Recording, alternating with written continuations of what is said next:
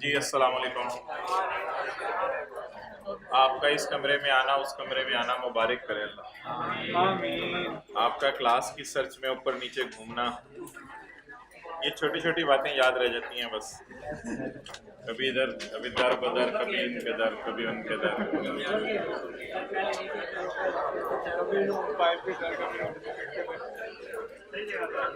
अच्छा भाई खामोश हो जाए प्लीज, सीए कराने दें। Page 175, page 175, question number 5। ये चुनमुन चुनमुन करता रहेगा साथ वाला, आप अपना पढ़ें। Question 5, following are the, page number 175, following are the summarized statements of balance sheet of सफावी, ये भी किसी खजूर का नाम है, एंड खुदरी, ये भी किसी खजूर का नाम है। एज एट 30 जून, साथ वाले को देख, एज एट 30 जून 2021। अच्छा, पीपी भाई उस क्लास से आवाजें आ रही हैं चुनमुन चुनमुन की। पीपी इंटेंजिबल एसेट्स, लो जी लुट मची हुई है। ये खुदरी है कोई, सफावी की बैलेंस शीट दी हुई है, खुदरी की बैलेंस शीट दी हुई है, और इन्वेस्टमेंट अंबरा में आ रही हैं। ठीक है जी, इन्वेस्टमेंट से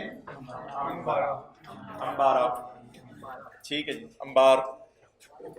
PP intangible investment, inventories, other current assets, share capital, share premium, retained earnings और लायबिलिटीज। साथ वाले पे रोप डाल रहे हैं, उसको बता के वर्किंग 3 में जाएगी, वर्किंग 2 में जाएगी, चपेड़ मारे बना, बड़ा कमाल किया है, हाथ दो भी। चले जी जर्नल एंट्री कर दें, जो है 1 मिनट, जर्नल एंट्री कर दें। पॉइंट 1, एक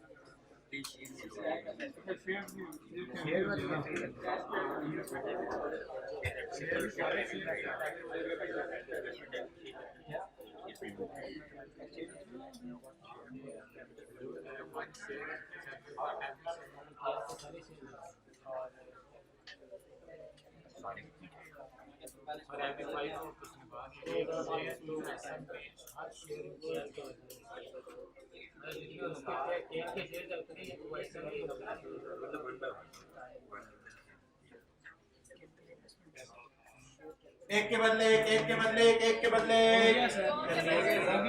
नहीं नहीं, एक के बदले एक लिखा हुआ है। ऑन यकम अक्टूबर 2020, अच्छा इस ऐसे सवाल में ना आपको पता है यकम अक्टूबर 2020 321 है ना, तो यकम अक्टूबर 2020। अल्लाह आपका भला करे, ऐसे सवाल में प्री निकालनी पड़ती है वर्किंग 6 के जरिए, लेकिन अल्लाह का शुक्र है प्री दे दी है। ऐसे सवाल में प्री निकालनी पड़ती है वर्किंग 6 के जरिए, क्यों कि क्लोजिंग डेट है और ओपनिंग डेट नहीं है, मिड ऑफ ईयर खरीद है, तो ऐसे सवाल में प्री निकालनी पड़ती है। लेकिन वर्किंग 6 मेरे ख्याल से करने का डाटा नहीं है, इसलिए उसने प्री खुद ही दे दी है, तो प्री उसने दे दी है। तो ऑन यकम October S acquired 80% share holding in KL through share exchange of 1 share in SL for every for every each share in KL। तो इसका मतलब है कि मुझे बता दें, एक मिनट, सब्सिडरी का शेयर कैपिटल कितने, 1000 मिलियन, मतलब 100 मिलियन शेयर्स। 100 मिलियन शेयर्स का 80%, अब 80 उधर से सऊदी किंग के आ रहे होंगे, और हमारे जिस तरह तेजी से उसके आ रहे होंगे उसी तेजी से हमारे भी जा रहे होंगे, एक के बदले एक। तो अब हम सब्सिडरी के 80 मिलियन शेयर बाय करेंगे और पेरेंट के 80 मिलियन शेयर नए इशू करेंगे। तो अब एंट्री बन जाएगी बच्चों वाली, इन्वेस्टमेंट डेबिट शेयर कैपिटल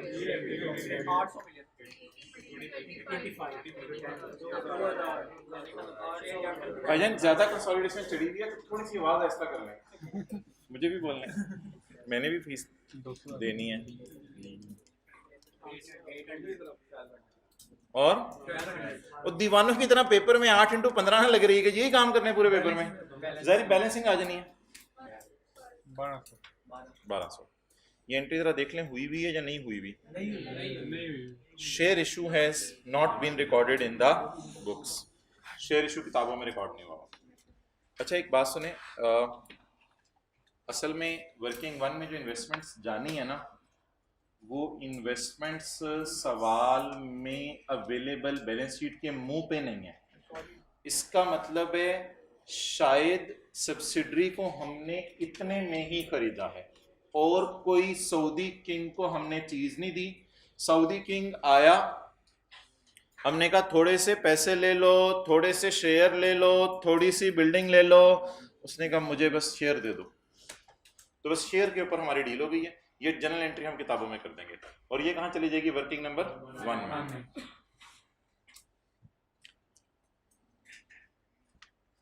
अच्छा जी, अच्छा ये पी के शेयर प्राइस क्यों दी होती है? पी के शेयर प्राइस इसलिए दी होती है कि ये वाली एंट्री करें, investment debit share capital credit share premium credit. और सब्सिडरी के शेयर प्राइस क्यों दी होती है? एनसीआई के फेयर वैल्यू निकालने के लिए। वो अगर एनसीआई उसने लिखा हुआ कहीं फेयर वैल्यू पे मेजर करने एंड पे, तो हम एनसीआई को फेयर वैल्यू पे मेजर कर देंगे। On the acquisition date carrying value of subsidiaries net assets were equal to the fair value except the following. ये जो हमारी सारी डिस्कशन हो रही है ना, ये पहले 10 लेक्चर्स हैं कंसोलिडेशन वाले, जब हमने P&L बनाना शुरू भी नहीं किया था, जब हम कंसोलिडेशन की बैलेंस शीट किया करते थे। ये हमारे वो पुराने 10 लेक्चर में से सादा सादा एडजस्टमेंट्स हैं। ये शायद जो काम वाली एडजस्टमेंट है। इन्वेंट्रीज वर कैरिड एट 240, बीवी कितनी आ गई 240। फेयर वैल्यू जो भी इन्वेंट्री हो, डेटर हो, लैंड हो, बिल्डिंग हो, कंसोलिडेशन में उसकी एंट्री रिवोल्यूशन सरप्लस में करनी है। तो जब बता दें जी 240 और 340 का difference, inventory debit revaluation surplus in working 1 credit कर लें जी entry, inventory debit revaluation surplus in working 1 credit.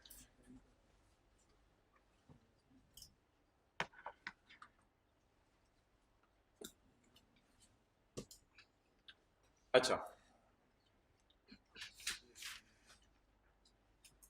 हमने कंसोलिडेशन पर्पस के लिए, अच्छा वैसे मुझे दुकानदार के लिए इन्वेंट्री की बुक वैल्यू और फेयर वैल्यू का डिफरेंस होता क्या होगा? दुकानदार के लिए वो तो जीपी होता होगा। एक दुकानदार है, उसने ₹1,00,000 के मोबाइल खरीद के रख लिए हैं और 1,30,000 के उसके बेचने हैं। अब किताबों में कितने के पड़े हैं? लाख के। बेचने कितने के हैं? 1,30,000 के। कमाना कितने? ये 30,000। आम दुकानदार इसको जीपी कहते हैं। हम कंसोलिडेशन पर्पस के लिए इसको एक्विजिशन डेट पे इसका नाम रख लेते हैं surplus. Surplus surplus surplus book value और मार्केट वैल्यू का डिफरेंस। दुकानदार कोई कहे यार मैंने 1,00,000 का मोबाइल लिया है आईफोन और मैंने 1,30,000 का बेचना है, तो 1,00,000 कैरिंग अमाउंट होगी उसकी और 1,30,000 उसकी फेयर वैल्यू होगी। अब एक्विजिशन डेट पे अगर हम किसी चीज को बुक वैल्यू से फेयर वैल्यू पे लेके जा रहे हैं, तो वो गेन जो दुकानदार ने बेचने पे रिकॉर्ड करना था, हमने जिस दिन सौदे किंग जा रहा था उसी दिन रिकॉर्ड कर दिया। किस नाम से? इन्वेंट्री डेबिट खुशी इन वर्किंग 1 क्रेडिट। और आपको पता है वर्किंग 1 में आरी पड़ी होती है शेयर कैपिटल के नीचे, आरी, उस आरी के नीचे जाके हम इसको डाल देते हैं, यानी खुशी बढ़ जाती है। अब ये एंट्री जब हमने कर ली, इसमें से 60% स्टॉक ईयर एंड नहीं, अनसोल्ड नहीं है, इसमें से 60% स्टॉक सब्सिडरी ने ईयर एंड पर बेच दिया।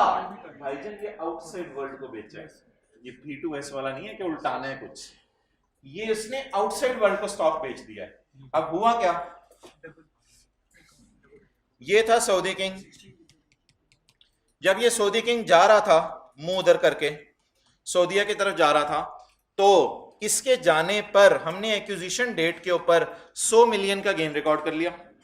जब हमने 100 मिलियन का गेन रिकॉर्ड किया तो सब्सिडरी ने अपनी सेपरेट फाइनेंशियल स्टेटमेंट्स में वो पड़ा हुआ स्टॉक बेचना था, उसने सर में तो नहीं मारना था, पड़ा हुआ स्टॉक क्या करना था, तो सब्सिडरी ने वो अपनी सेपरेट फाइनेंशियल स्टेटमेंट में पड़ा हुआ स्टॉक सऊदी किंग के जाने के बाद बेच दिया।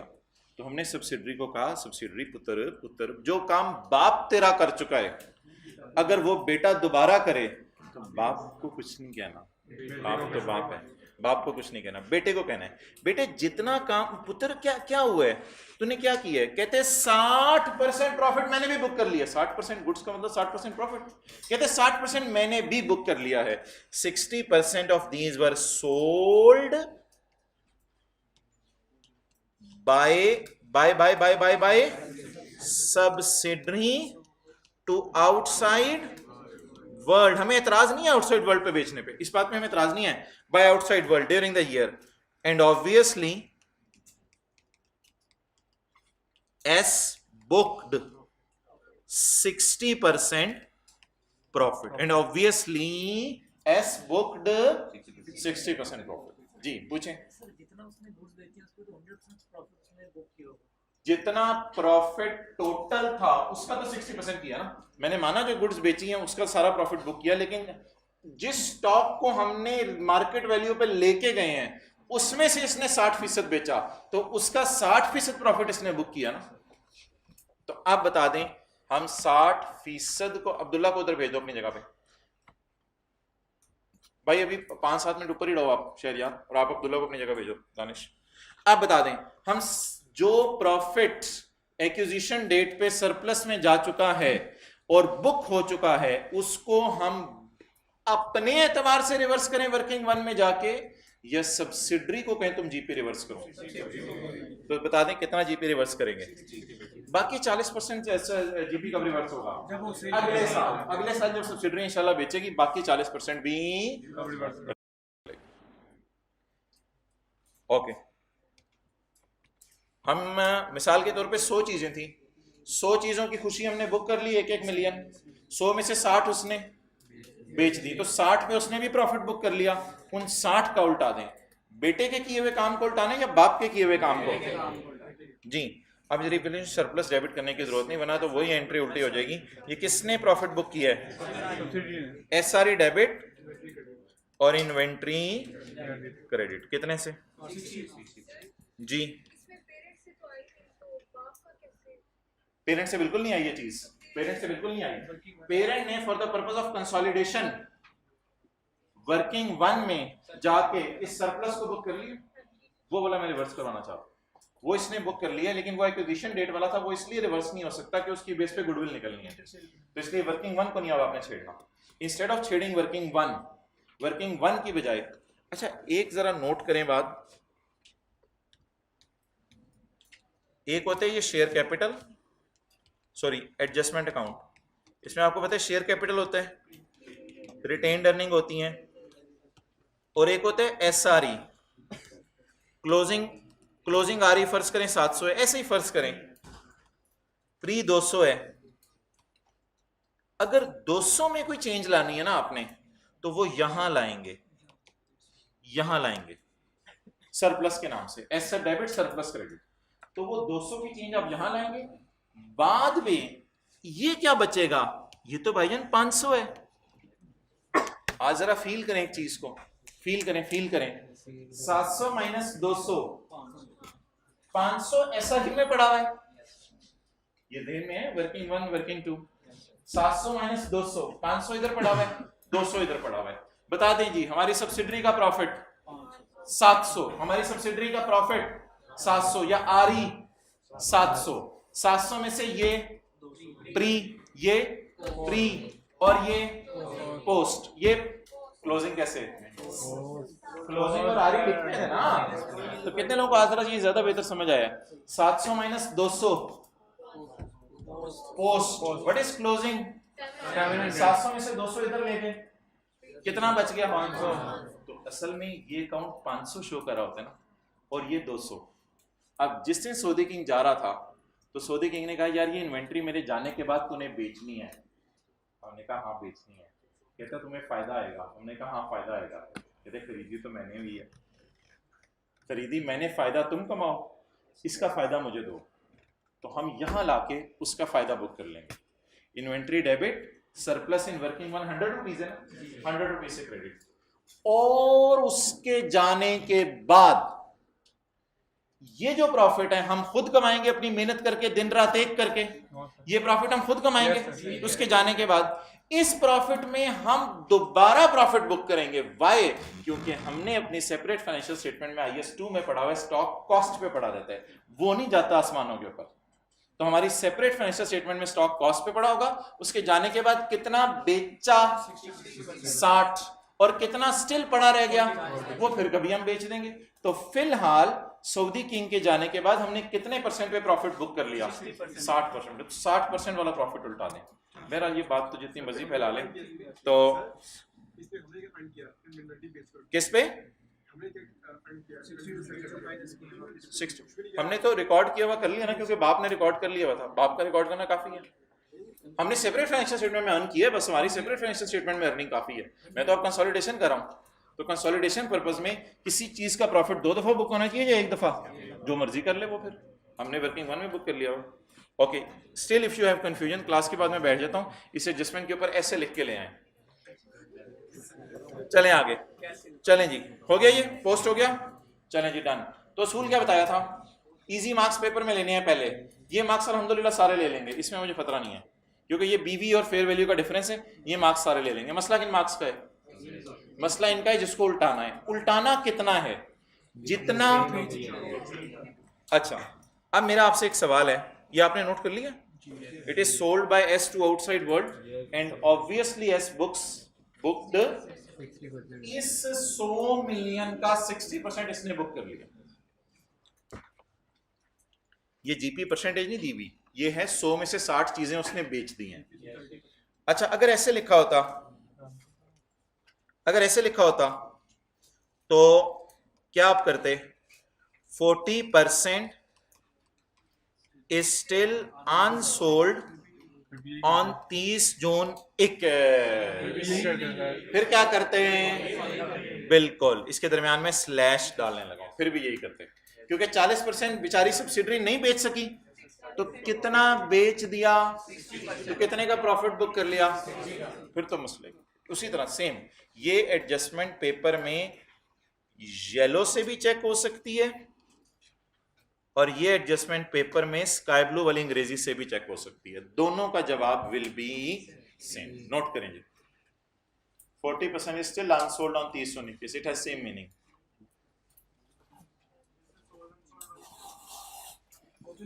वो आपस की सेल होती है, ये आपस की सेल नहीं है।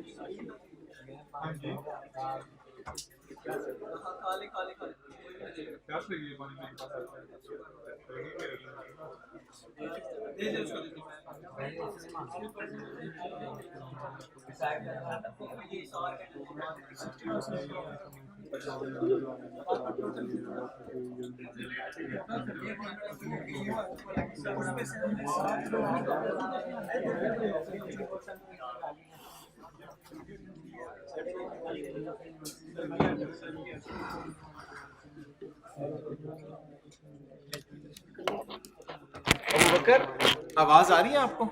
ये माइक तो लगा नहीं था।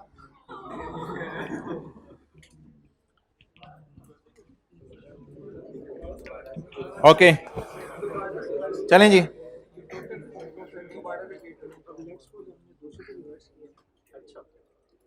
सो the thing is very simple. कोई चीज़ें पड़ी हुई थी सब्सिडरी के स्टॉक में, मैं आखिरी दफ़ा बोल रहा हूँ, कोई चीज़ें पड़ी हुई थी सब्सिडरी के स्टॉक में, सऊदी किंग जा रहा था, सऊदी किंग ने कहा इन्हें बीवी से फेयर वैल्यू पे ले जाओ। हम बुक वैल्यू से कहाँ ले गए? फेयर वैल्यू पे। जब बीवी से फेयर वैल्यू के ऊपर ले गए तो एक्विजिशन डेट पे गेन रिकॉर्ड हो गया, पहली बात खत्म हो गई। जब सऊदी किंग चला गया तो सब्सिडरी की जो आदत थी अपनी चीज़ें बेचना बाहर की दुनिया को, वो उसने बेचनी शुरू कर दी।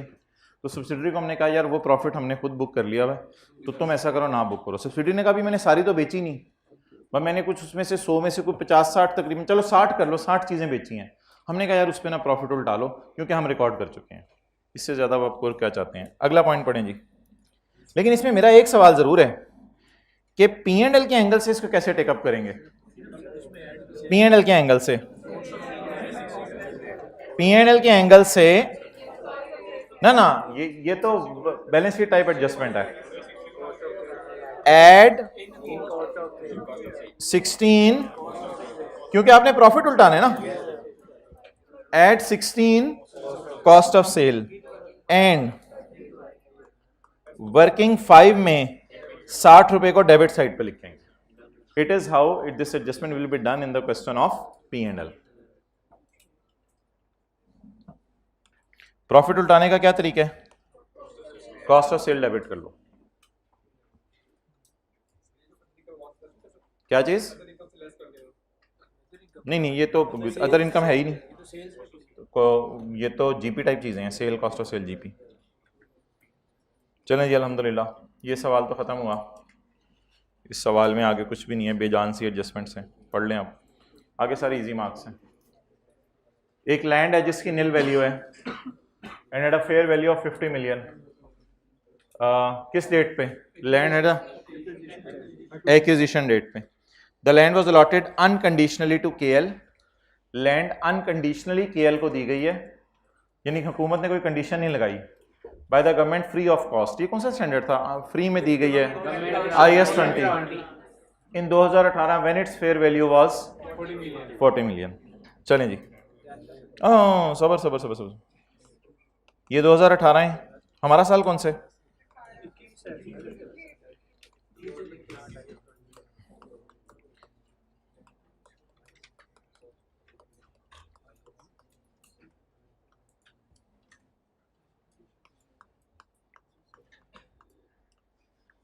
अच्छा जी,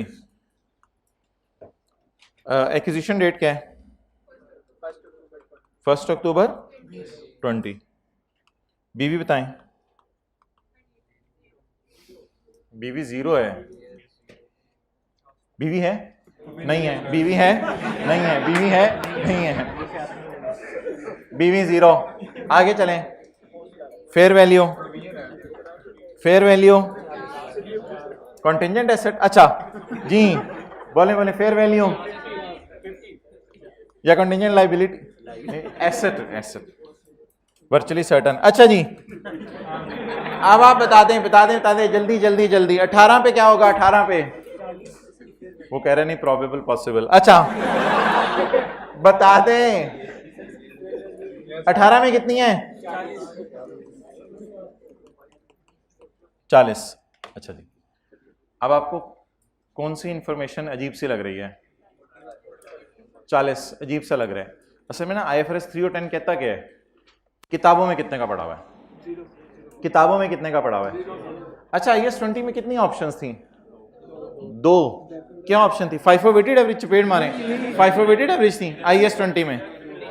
जब कोई हुकूमत से ग्रांट मिले तो या उसको नॉमिनल अमाउंट पे बुक कर लो, या सिफर रुपए, या मुफ्त में मिली उसे 0 रुपए पे बुक कर लो, या फेयर वैल्यू पे कर लो।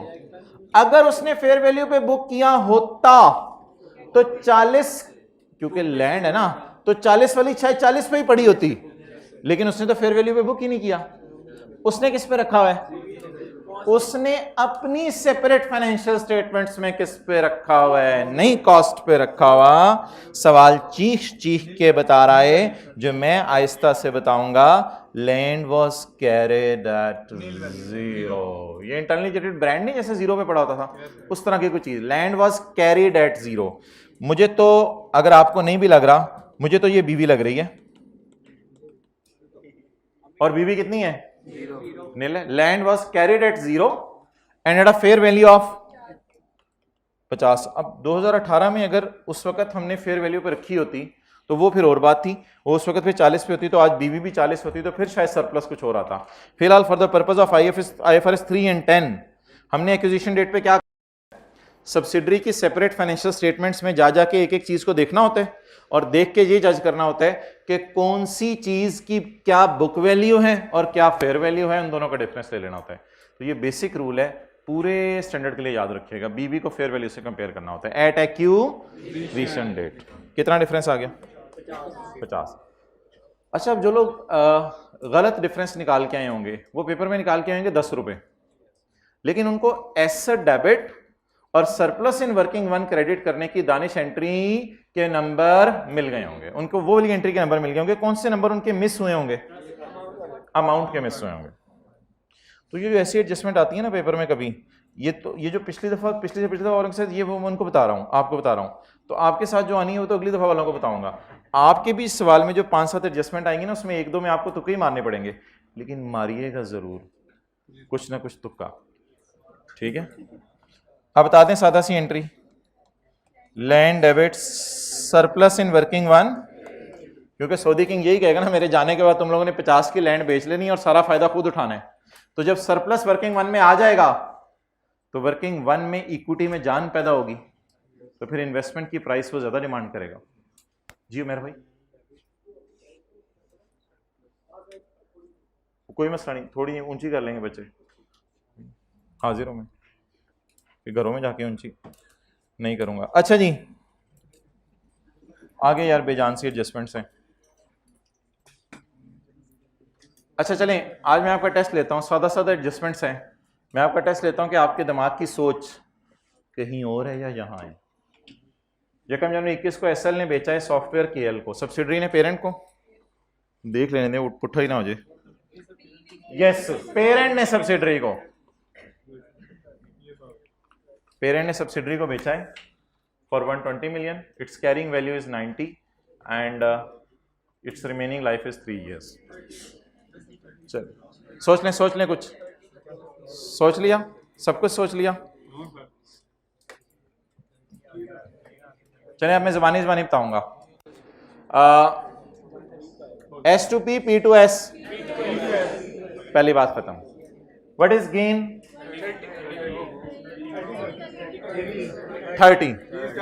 30 को उल्टाएंगे या 30 minus depreciation? Well done, 30 minus depreciation. Depreciation कितने महीने की? 6 महीने की। ये कितने लोगों ने सोचा था? डेप्रिसिएशन 6 महीने की। उधर शर्मा रहे हैं लोग हाथ खड़ा करते हुए, मुंह नीचे कर लें अगर शर्मा रहे हैं। डेप्रिसिएशन कितने महीने की? तो गेन माइनस 6 महीने की डेप्रिसिएशन। नेट गेन को उल्टाने की एंट्री बता दें। CRE डेबिट और PP मुफ्त के नंबर लगाए हुए, पता नहीं वैसे अजीब है कि मैं हैरान होता हूँ कभी आधे नंबरों पे पास कर देता है। चल इनटेंजिबल कर ले यार, हाथ होगी तो तू। चलें आगे। Due to temporary adverse economic conditions an impairment test carried out at 30 ना यार, ये जो बोल रहे ना इसको फिर मैं बुलवाऊंगा। At 30 June 2021 indicated that goodwill was impaired by 60 million. SRE debit goodwill credit, क्योंकि NCI किस पे है? फेयर वैल्यू पे। इसे कहते हैं हलवे में बादाम गिरी। On 2 July 2020 SL acquired 3 million shares of Ambara Limited, 3 million shares representing 25% share holding. क्योंकि एसोसिएट बन गया ये हमारा, तो बिस्मिल्लाहिर्रहमानिर्रहीम वर्किंग 7 खोलें जी।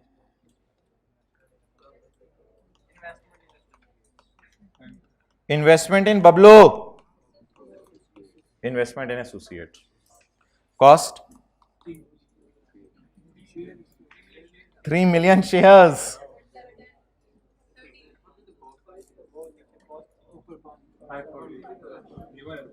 असल में होता ये है ना कि इसको हमने पैसे देके खरीदा होगा, तो सेपरेट फाइनेंशियल स्टेटमेंट में एंट्री कर ली हुई है इन्वेस्टमेंट डेबिट कैश क्रेडिट।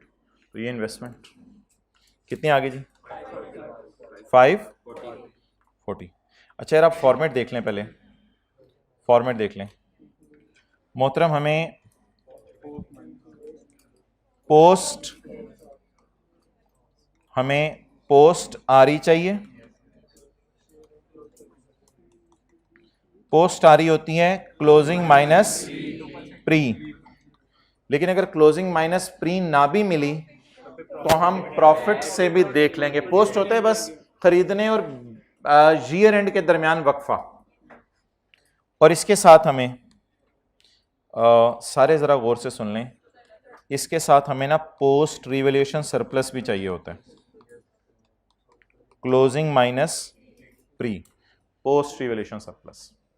एक बार याद रखिएगा, इन फिगर्स पे हमेशा परसेंटेज लगा दीजिएगा, बाद में परसेंटेज लगा दीजिएगा। अच्छा, तो अगर कभी खुदा ना खास्ता पेपर में जनरल रिजर्व्स भी आ गए तो पोस्ट जनरल रिजर्व यानी क्लोजिंग माइनस प्री।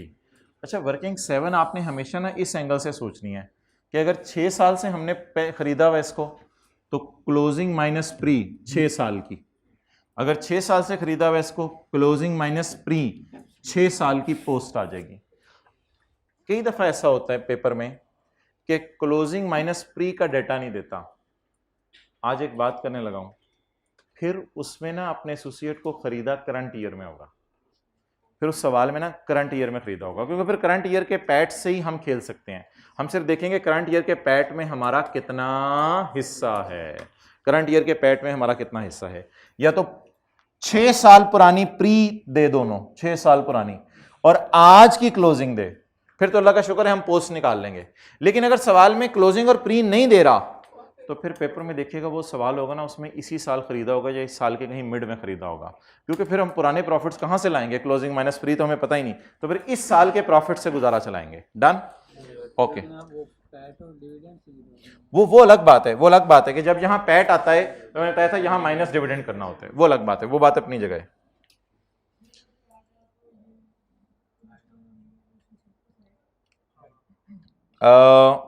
मैं बताता हूं, देखो आप on the date, acquisition date बता दें, साल का पहला दिन। On that date L's retained earning and fair value of each share were 2400 and 172 respectively. Associate के शेयर की फेयर वैल्यू दे रहे हैं, कहीं नहीं यूज होती। वर्किंग 7 का फॉर्मेट आपको पता है ना, बस एसोसिएट के शेयर की फेयर वैल्यू तो कहीं यूज नहीं होती। अब ऑब्वियसली आई कैप अगर पंगे लेने पे आ रहा है तो उसको पता है कंसोलिडेशन इतनी आसान है कि अब इसमें मैं क्या डालूं, जो एडजस्टमेंट्स घिसी पिटी हैं वही डालनी है ना उठा के इसने, तो आज आके हर सवाल में वही एडजस्टमेंट्स आ रही हैं। अब इक्का दुक्का कोई ना कोई चीज दे दिया करेगा ऐसी जिसको हमने इग्नोर करेंगे, तो एसोसिएट के शेयर की फेयर वैल्यू तो कहीं नहीं होती, तो इसको काटें। अच्छा,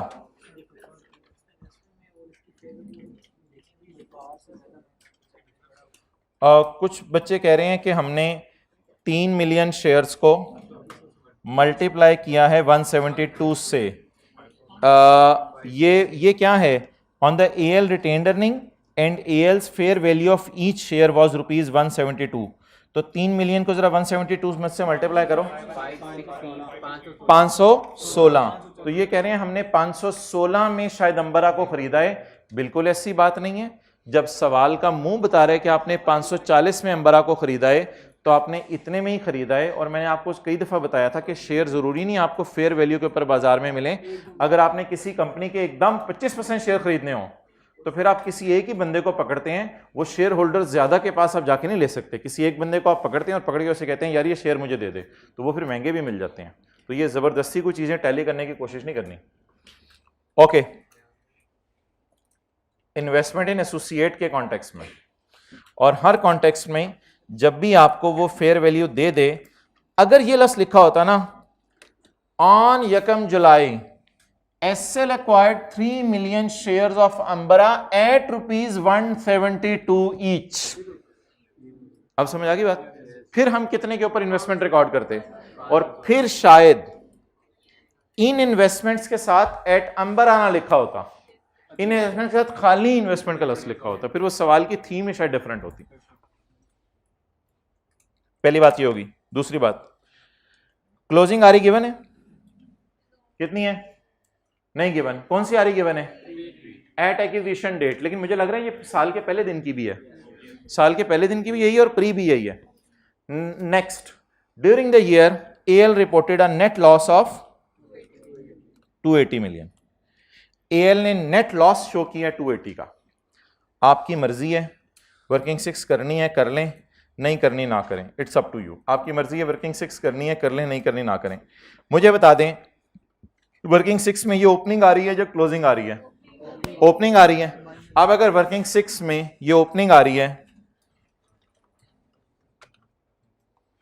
तो पेपर में अगर कोई इस तरफ निकल जाए कि मैं तो वर्किंग 6 खोलेगा, PSA सिर्फ ए का डेटा है, ओपनिंग आ रही 2400 और ना दरमियान में कभी सरप्लस ना डालना, क्लोजिंग आ रही, रिवैल्यूएशन सरप्लस अलग चीज होती है, इधर सिर्फ पैट और डिविडेंड आता है। आरी के दरमियान में क्या आता है? सिर्फ पैट और डिविडेंड। जी क्लोजिंग आ रही नहीं गिवन। जी लॉस है प्रॉफिट है कितना? 280 2120। आपकी मर्जी है। अब अल्लाह का शुक्र है हमने खरीदा भी साल के पहले दिन है, तो क्लोजिंग माइनस ओपनिंग या क्लोजिंग माइनस प्री है सेम मीनिंग।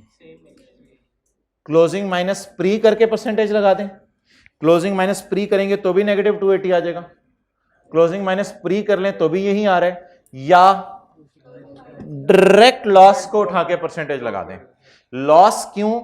ये लॉस फॉर द ईयर है और मुझे खरीदे हुए 12 महीने हो गए हैं, तो या मैं लॉस को उठा लूं, ये 12 महीने का लॉस पोस्ट लॉस है।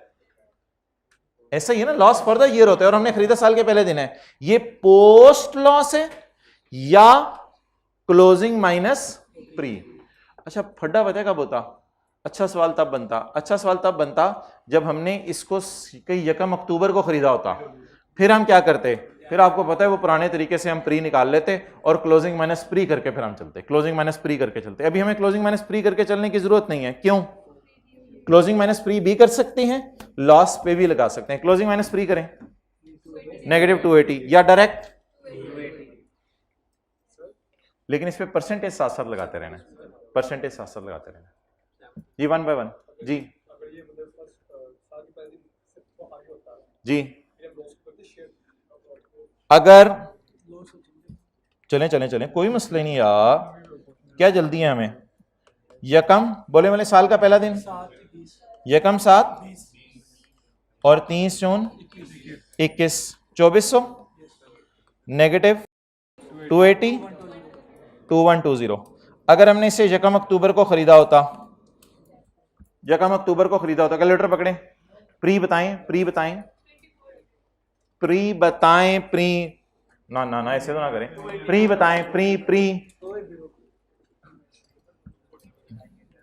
किसी माई के लाल को पता है प्री होती है ब्रॉड डाउन जमा 3 मंथ्स, ब्रॉड डाउन जमा 3 मंथ्स, ब्रॉड डाउन जमा नेगेटिव 280 इंटू 3 बाय 12 233। इस तरह भाईजान फिर प्री निकल आती, तो प्लस नेगेटिव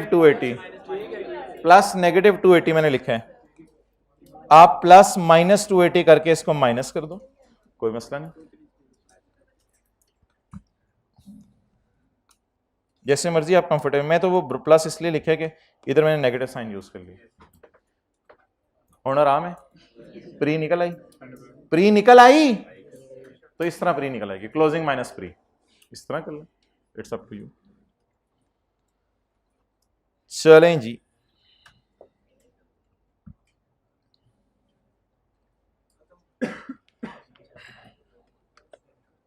अब क्या करूं भाईजान? क्लोजिंग माइनस प्री करूं या क्लोजिंग माइनस प्री किए बगैर? पोस्ट का मतलब है 12 महीने के प्रॉफिट, पोस्ट का क्या मतलब है? 12 महीने का प्रॉफिट है, 12 महीने का लॉस है। लॉस कितने? इंटू 25%, क्या आया? 70। मेरे ख्याल से दूसरी साइड पे लिख लें, it seems more good. Loss है या गेन है? नोट कर लें, पेपर में भी इसी तरह काट देंगे, कोई मसला नहीं, हम बड़ा पहले नीट कर रहे होते हैं। नहीं, मैं आपकी बात नहीं कर रहा होता, जो भी मैं बात कर रहा होता ना, आपकी नहीं कर रहा होता।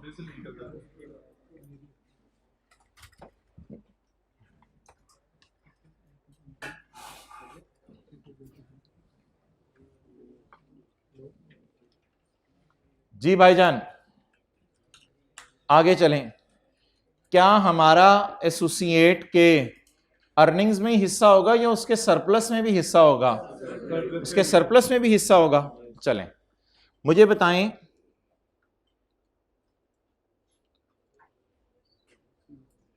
सरप्लस फॉर द ईयर कितने हैं? फॉर द ईयर ओसीआई में, for the year 60, for the year 60। चलें जी, अब अगर आपने तंग किया तो फिर तंग हो। रिवैल्यूएशन सरप्लस ओपनिंग, अगर आप कहते हैं ये भी करें पीएस और ए का, वर्किंग 6.1 लो, वर्किंग 6.1, रिवैल्यूएशन सरप्लस वाला कॉलम या रिटेन्ड अर्निंग वाला कॉलम? सरप्लस वाला कॉलम, रिवैल्यूएशन सरप्लस। ओपनिंग सवाल में गिवन नहीं है, क्लोजिंग सवाल में गिवन नहीं है। इस साल कितना आया है? 60, तो क्लोजिंग भी। तो किसी को अगर इस तरह करना है तो इस तरह कर ले, लंबा चौड़ा काम। ये मैंने वर्किंग 6 की है या वर्किंग 6 टाइप की है? अच्छा, मुझे कोई क्लोजिंग आरी गिवन थी? क्लोजिंग आरी चुपेड़ मारूं, ये क्या गिवन था? अच्छा, ओपनिंग थी, वापस ले ली, वापस ले ली। क्लोजिंग आरी गिवन थी, ओपनिंग आरी? अच्छा, और ओपनिंग आरी भी गिवन थी, लॉस भी गिवन था, क्लोजिंग आरी मैंने खुद निकाल ली। और इधर क्या, सिर्फ क्या गिवन है? For the year. अब क्लोजिंग माइनस प्री के चक्कर में पढ़ूं या खाली पोस्ट से ही खेल लूं? खेलना तो आता है, मैं पोस्ट से खेल लें। 60 इंटू 25%। तो बैलेंस शीट में ना फॉर द ईयर चीजें जानी नहीं होती, लेकिन इस सवाल में पता है क्यों जा रही हैं फॉर द ईयर चीजें? क्योंकि साल के पहले दिन खरीदा है। तो क्लोजिंग माइनस प्री हमारे किसके बराबर आ रहे हैं? प्रॉफिट फॉर द ईयर के। मजा आ रहा है, बहुत मजा आ रहा है। चलें जी, बताएं time time time time time time क्या करूं यार? वो आपने 70 पे परसेंटेज लगवा दी थी ना? हाँ, 25% लगा दी थी जी। ये तो खुशी आ रही है, माइनस नहीं, 60 इंटू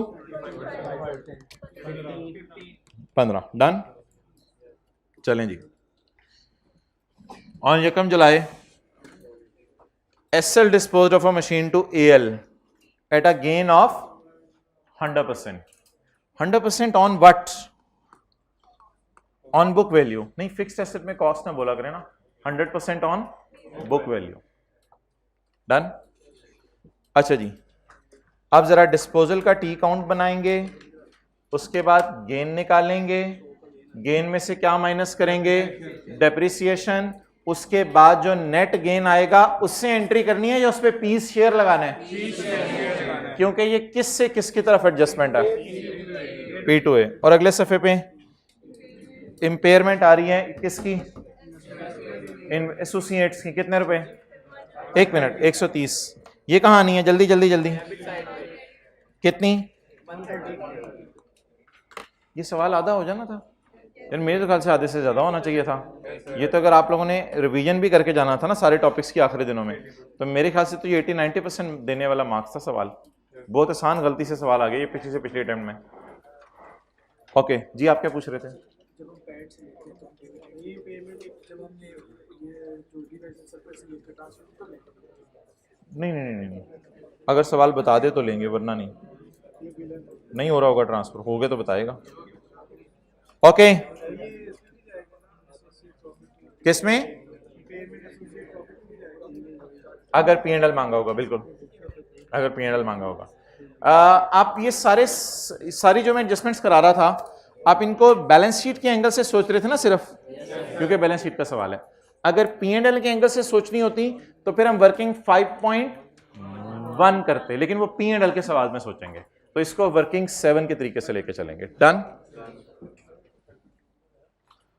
आपकी जो सवाल है ना, मुझे काम करने पे मजबूर कर रहे हैं, शायद वो मैं काम करूं।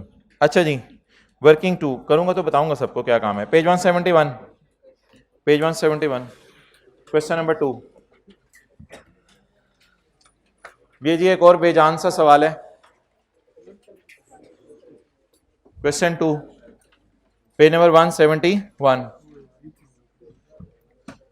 फॉलोइंग आर द समराइज्ड, अगर आप खामोश होंगे ना तो शायद 35-40 मिनट में यानी टाइम फारग हो जाएंगे हम। Following are the summarized balance sheet of Pistachio Limited, Mint Margarita Limited and, इसमें जे साइलेंट होते हैं मेरे ख्याल से। अच्छा, एलापिन as on 31 December 2019, parent, subsidiary, मुझे क्या पता, पहले देखने तो नहीं किसने कितने किसके शेयर खरीदे। पेपर के अंदर पता चले ये पेरेंट निकल आए, ओ तरीक है, ओ ये पेरेंट्स ही, बाप तुम आखिर में पहुंचे हुए थे, बाप तुम्हारा तो लेवल होता था। तो इन्वेस्टमेंट इन एमएल, इन्वेस्टमेंट इन जेएल, चल ये साबित हो गया कि ये बाप है। इन्वेंटोरी, डेटर, कैश, यार ये फिगरों के भी नंबर होते हैं पेपर में, ये सही मजे हैं, आई गए हिलट में चाहिए है।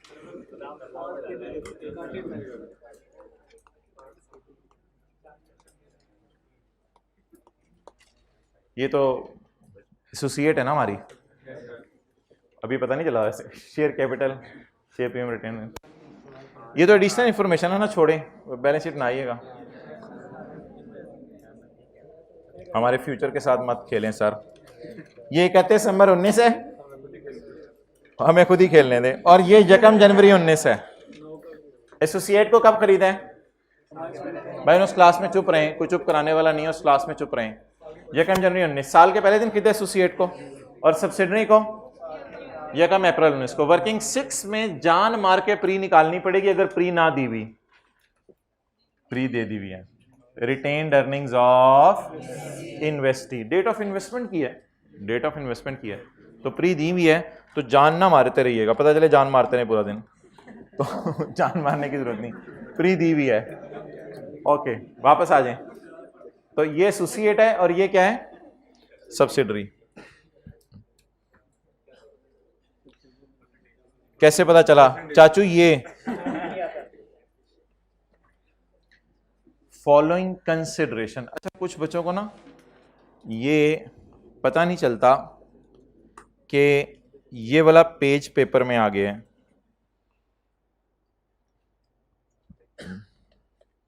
देखते रहे निकल आएगा वो पेज।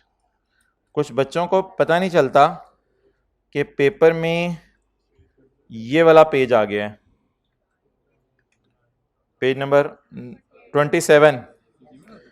थोड़े से पैसे ले लो, थोड़े से शेयर ले लो, थोड़े से डिबेंचर ले लो, थोड़े से पैसे ले लेना 2-3-4 साल बाद, शेयर्स टू बी इशूड, थोड़े से शेयर ले लेना, अगर तुमने अच्छा परफॉर्म किया तो और पैसे दे दूंगा, थोड़ी सी बिल्डिंग ले लो, थोड़ी सी लैंड ले लो, और थोड़ी सी मेरी जान ले लो।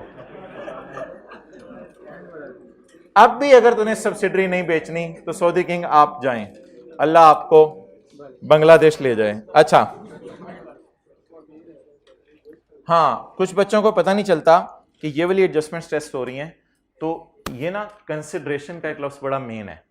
या कई दफा ऐसा लिखा होगा, purchase price comprises, payment made to old owner comprises, the purchase consideration is made up of, इस किस्म के लफ्ज लिखे होंगे, यानी एक फीलिंग आ रही होगी कि आप किसी चीज को बाय कर रहे हैं, सब्सिडरी को क्या कर रहे हैं, वहां से पता चला करेगा ये एडजस्टमेंट है।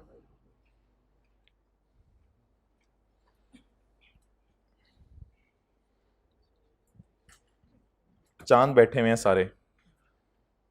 Point 2, the following consideration relating to acquisition of ML shares are still unrecorded. शुक्र है, कितना अच्छा एग्जामिनर है, अभी तक ये रिकॉर्ड नहीं हुई। Relating to acquisition of S, किससे, from Saudi King. Transfer of parent land, वैसे बताएं लैंड बेचने की एंट्री क्या होती है, वैसे लैंड बेचने की entry cash debit, land credit, gain loss credit, ये वो तो इंट्रो में एंट्री FR1 में एंट्री पढ़ाई जाती है, इंट्रो ना ही बोला करें, पता नहीं पढ़ी हुई है नहीं। अच्छा, तो ये वो एंट्री है।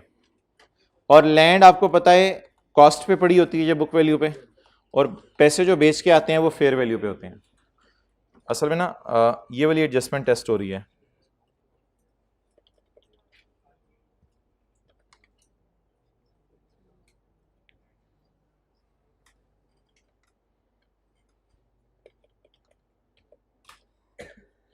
ये वाली assets of P is given to Saudi acquisition of subsidiary. ये वाली एडजस्टमेंट टेस्ट हो रही है। पेरेंट ने अपने एसेट किसको दे दिए? सऊदी किंग को दे दिए।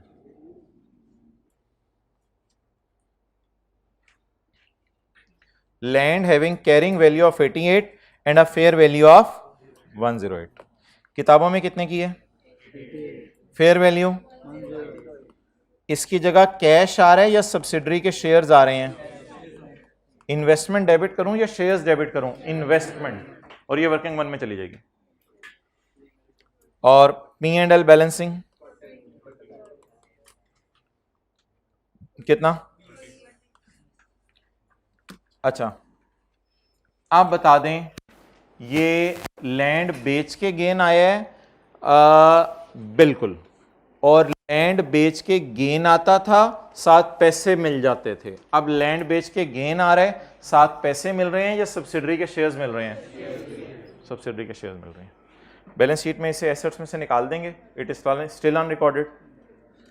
ये ना सीआरई में खुशी डालनी है, और अगर P&L का सवाल आ गया तो अदर इनकम में डालना है आपने। ये जरा याद रख लें, P&L में खुशी डालनी है अदर इनकम के नाम से। ये किसको खुशी है? पेरेंट को। क्या हुआ? उसकी चीज महंगी बिकी अल्हम्दुलिल्लाह। 80 वाली चीज 188 वाली चीज 108 की बिक गई, इससे और क्या चाहिए हमें ज्यादा? तो ये खुशी डालनी है आपने। कहां डालनी है खुशी? बोलें। अदर इनकम में। कहां पे? जब किसका सवाल आएगा? जब सवाल आएगा कंसोलिडेटेड स्टेटमेंट ऑफ, तो वहां आपने अदर इनकम में डालना है इसको। लेकिन अगर उसका सवाल नहीं आया, खाली बैलेंस शीट का सवाल आया, तो फिर सीआरई में ये खुशी डालनी है। और 108 रुपए वर्किंग वन में ले जाने हैं या वर्किंग 1.1 में? ये डिपेंड करता है कि ऑलरेडी इन्वेस्टमेंट्स की कोई कॉस्ट अवेलेबल है या नहीं। तो ऑलरेडी जरा नजर मार लें, इन्वेस्टमेंट्स की कोई कॉस्ट आ रही है? तो मेरे ख्याल से अगर मैं इधर 180 जमा कर दूं तो भी आप मुझे कुछ कहें ना। ये वर्किंग 1.1 बन रही है अब। तो investment in ML debit, investment in ML debit 108 and land credit कितने से? -88 और plus CRE, plus CRE working 3 में जाके आपने ऐड कर देना। ये एडजस्टमेंट होगी। अच्छा, ये दूसरे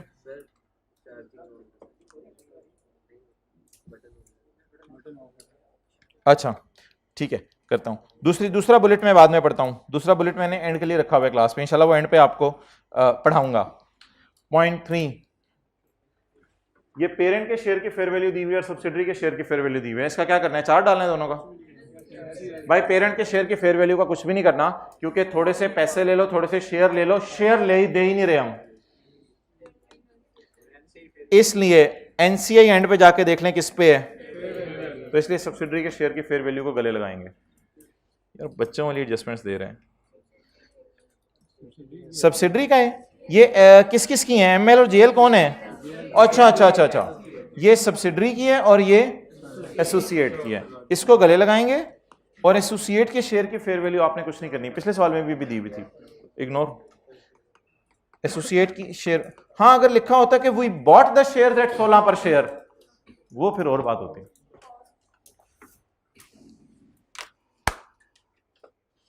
खुदा के लिए ये एंट्री कर दें। पॉइंट 4, वरना मैंने अपना सर आपके सर में मारना है। खुदा के लिए एंट्री कर दें। 2 एंट्रीज बनेगी, जल्दी से कर दें।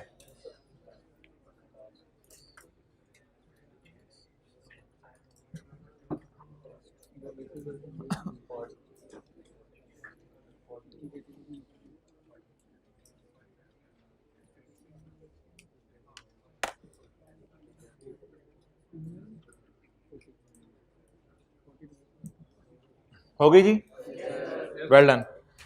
Eight the date of acquisition ML carrying value of ML at the rate of acquisition of ML, जिस दिन हमने सब्सिडरी को खरीदा, the carrying value of ML net assets were equal to fair value except inventory which was carried at and had a fair value of 180। Entry बताएं भाईजान। Acquisition date वाली सारी चीजें वर्किंग वन में जाती हैं। Surplus in working 50, 20% of this inventory is still unsold, तो कितनी बेच दी? 80% पर 80% पर जीपी रिकॉर्ड हो गया, लिखें 80% पर जीपी रिकॉर्ड हो गया। वही एडजस्टमेंट जो भी किया है, इस पे 25 मिनट लग गए थे। 80% पर जीपी रिकॉर्ड हो गया है, 50 का 80% लेना बस 40। जीपी उल्टाना है या रिकॉर्ड करना है? उल्टाना है। वो चीज जो बाप रिकॉर्ड कर चुके हैं एक्विजिशन डेट पर, वो फिर बेटे को दोबारा रिकॉर्ड नहीं करनी चाहिए। जीपी डेबिट या SRE debit, inventory credit 50 into 80%। असल में पिछले सवाल में ना दिया हुआ था कि इतनी उसने बेच दी है, इस सवाल में लिखा हुआ है कि इतनी पड़ी भी है, तो जितनी पड़ी है तो बाकी किधर गई? जमीन निगल गई, आसमान ले गया, किधर गई? बेच दी।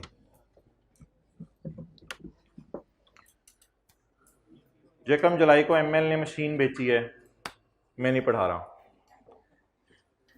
VII। जेएल कौन है?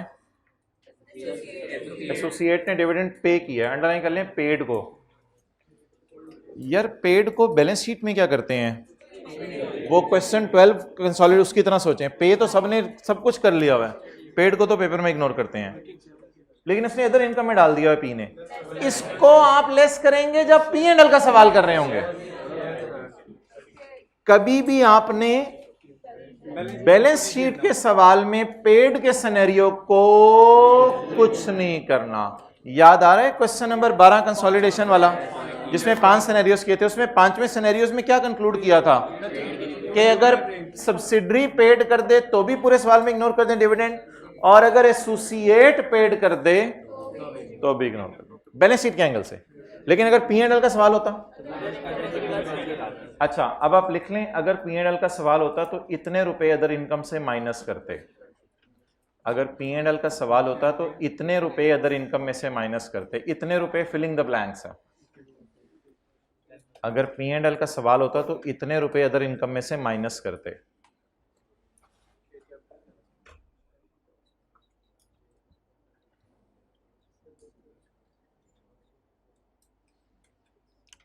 कितने रुपए? शेयर कैपिटल कितने? 400। 400 का 10%। एक मिनट यार, एक मिनट। 400 का 10% किसने बांटा है? एसोसिएट ने। अगर आपने 400 कैपिटल पकड़ा है, वो तो सबका कैपिटल है, हमारा उसमें सिर्फ कितना है? तो ये तो सबका डिविडेंड है ना। मुझे सबका डिविडेंड चाहिए या मैंने अपना हिस्सा डाला होगा? वो जो हम सफ़े पकड़ते थे क्लास में और सफ़े पकड़ के फाड़ते थे, ठीक है, तो एसोसिएट का जो पूरा डिविडेंड है सब शेयर होल्डर्स के लिए, वो कितने? उसमें से मुझे कितना मिला होगा? मैंने कितना अदर इनकम में डाला होगा? तो 10 को अदर इनकम में से माइनस करेंगे। अगर किसका सवाल होता, फिलहाल सवाल ने पूछा हुआ है list the additional information that have no effect, तो आप कहेंगे this information has no effect on balance sheet. सवाल ने मांगा है ना वो चीजें बताएं जिनका कोई इफेक्ट नहीं है, तो बैलेंस शीट के एतबार से इसका कोई इफेक्ट नहीं है। सिंपल लिख के आएंगे JL dividends will be ignored या will have no effect. During the year, PL made sales of 72 to JL at 20% above cost. 60% of these goods were still sold by now. समझ आ गई? अच्छा किसी एक दो से ये भी नहीं होनी अभी, चुप कर जाएं। एज एट 31 दिसंबर 19 पेरेंट के डेटर में 8 मिलियन पड़े हैं फ्रॉम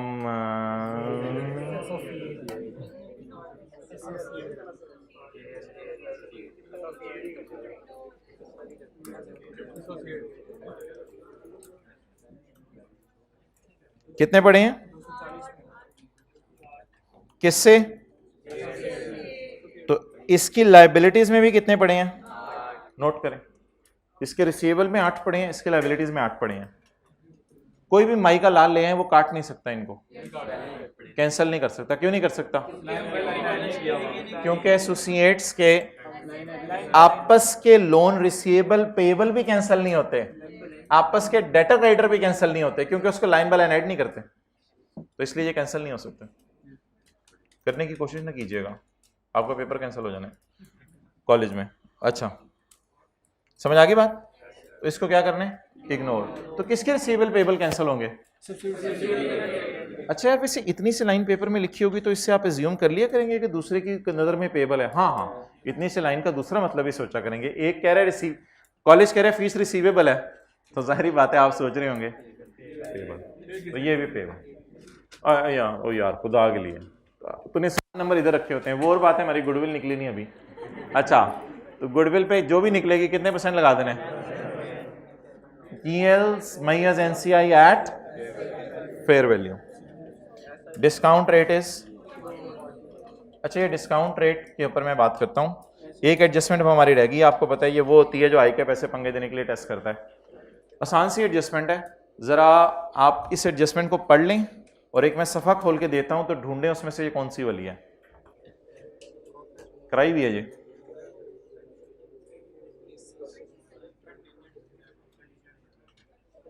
यार यहां से मिला के पढ़ें।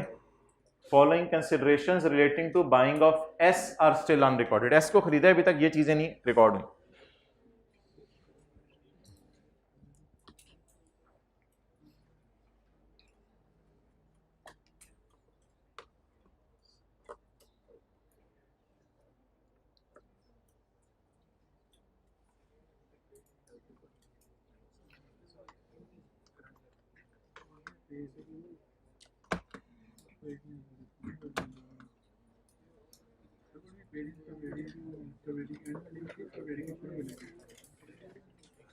सबर,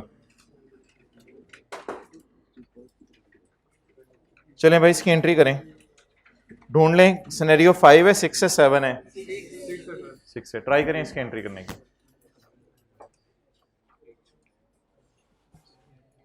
क्या जो, अच्छा यार अब कंटिंजेंट लायबिलिटी और कंटिंजेंट कंसिडरेशन में फर्क आज बता दूं। कंटिंजेंट लायबिलिटी और कंटिंजेंट कंसिडरेशन में, इन दोनों में जमीन आसमान का फर्क है, इन दोनों का कंपैरिजन करने की जरूरत ही नहीं। इस तरह है कि जॉन को कंपेयर कर रहे हो मोहसिन से, कोई कंपैरिजन ही नहीं, मोहसिन का लेवल है एक, तो इसलिए कोई कंपैरिजन की तुक ही नहीं कि फुटबॉल के प्लेयर को आप कंपेयर कर रहे हो क्रिकेट के प्लेयर से, यार बड़े अच्छे छक्के मारते हैं, यार ये बड़े अच्छे गोल करते हैं पेड़। तो ये दोनों ना जमीन आसमान का फर्क है, इन दोनों को कंपेयर करने की जरूरत नहीं। ये टॉपिक ही अलग है। ये टॉपिक क्या है कि हमने सब्सिडरी खरीदी है, तो हमने सऊदी किंग को कहा है कि सऊदी किंग तू जा रहा है, अगर इसने अच्छा परफॉर्म किया तो शायद मैं तुझे कुछ पैसे दे दूं। It is contingent price payable, contingent price. और वो जो IAS 37 आप पढ़े हैं ना, वो तो आपको पता है कुछ और है। वो ये है कि आपके खिलाफ कोर्ट में केस हो गया और आपका लॉयर कह रहा है पैसे देने का चांस अभी कम है, वो तो और बात है। वो तो इन दोनों को कंपेयर ना करें, कंटिंजेंट लायबिलिटी और कंटिंजेंट कंसिडरेशन। तो इसलिए contingent consideration is payable to whom? Saudi king, and it will be confirmed by court or it will be confirmed by performance of subsidiary. That's why it is called as contingent, because it is dependent on performance of subsidiary. तो ये entry का जो portion हुआ करेगा ना, ये सबसे marks giving हुआ करेगा। अगर 1 2 3 4 आई के हमने 4 नंबर रखे हैं इसके, या आधा आधा आधा आधा नंबर रखा है, तो ये वाला 1 नंबर हर बंदा गेन कर लेगा, क्योंकि ये आसान सी एडजस्टमेंट हुआ करेगी। ये हुआ करेगी जिस दिन आपने रिकॉर्ड करनी है contingent liability at fair value. ये कंटिंजेंट है लेकिन स्टिल इसको रिकॉर्ड करेंगे, क्योंकि ये IAS 37 वाली कंटिंजेंट नहीं है। ये कौन सी वाली कंटिंजेंट है कि सऊदी किंग को मैंने पैसे देने हैं अगर सब्सिडरी ने अच्छा परफॉर्म किया। आप जरा पढ़ें, ये मैंने क्वेश्चन 19 आपको कराया था, लेकिन अब मैं खोल के दिखा नहीं रहा आपको, बहुत टाइम लग जाएगा। मैंने घर, आपने घर बीच में, cash of 115 million would be paid in February 2020। अगला साल, अगले साल कितना कैश देने? 115 मिलियन। किसको देने? लिखें, would be paid to Saudi king, would be paid. ये जी अच्छा ये बताएं, कंसिडरेशन के पैसे देने किसको हैं सब्सिडरी के खरीदने के? सऊदी किंग को ही देने ना। तो cash of 115 million would be paid to Saudi king if वाली चीज ना इसको कॉन्टिंजेंट बना देती है। अगर ऐसा हुआ, if subsidiaries net profit for the year 19 would increase by 20% as compare to, इस 20% को पेपर में कुछ नहीं करना, ये एक परफॉर्मेंस टारगेट है। इस तरह की कोई और बात भी कर सकता है। पेपर में आपके आए, cash of 115 million would be paid if no employee leaves the organisation for the year.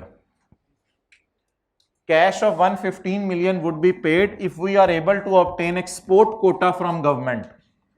Condition मत लगानी है ना, कोई भी कंडीशन लगा दें। सऊदी किंग को जाते हुए कहा यार तू देखें बड़ी जबरदस्त चीज मुझे देके जा रहा है, अगर इसने प्रॉफिट अच्छे दे दिए ना मुझे, पिछले साल प्रॉफिट थे 10 करोड़, अगर इस साल 12 करोड़ दे दिए ना, ऐसे ही बनेगा ना 20%, 10 12, हाँ 12 करोड़, अगर इस साल 12 करोड़ तक प्रॉफिट आ गए ना, तो तेरी तरफ देखी सऊदी किंग, मैं कैसे सऊदी अरब में धड़ाधड़ पैसे भेजूंगा। कितने पैसे भेजूंगा अगले साल? 115। यार इसकी अगर फेयर वैल्यू खुद दे देना तो फिर पीवी नहीं निकालनी। याद आ रही है ये बात कही थी? इसकी अगर फेयर वैल्यू खुद दे दे तो पीवी, असूली तौर पे तो ये पैसे 1 साल 2 महीने बाद देने हैं, असूली तौर पे तो ये पैसे 1 साल 2 महीने बाद देने हैं। 1 साल 2 महीने भी नहीं मेरे ख्याल से, ये कोई अप्रैल मई जून जुलाई अगस्त सितंबर अक्टूबर नवंबर दिसंबर, 9 महीने 10 11, तकरीबन 11 महीने बाद ये पैसे देने हैं। असूली तौर पे इसकी शायद मैंने पीवी निकालनी होती, लेकिन पीवी मुझे निकालने की जरूरत क्यों नहीं पड़ेगी अगर इसकी fair value they they. Fair value of this liability was estimated at, ये वाले इजी मार्क्स पहले गेन करें, आगे मत पढ़ें। एंट्री बताएं जी।